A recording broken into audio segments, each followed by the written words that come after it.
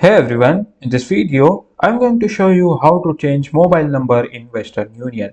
In order to do that, first of all you have to log in into your profile. Just simply click on the login. Now here you have to add your email address and password. After adding email address and password, just simply click on the login button. After logging in the Western Union, you have to navigate to your profile setting. Just see in the top right corner, you will get to see this profile symbol. So just simply click on that.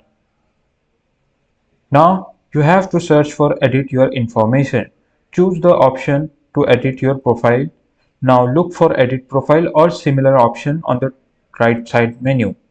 Just scroll down a little bit. You will get to see the update your mobile phone number. Right now I haven't added any mobile number, so I'm not able to see, but if you have added mobile number in the Western Union, you will get the option of update your phone number.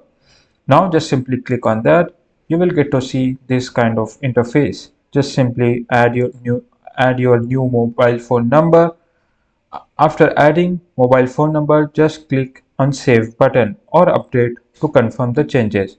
So this is how you can change your mobile phone number in Western Union.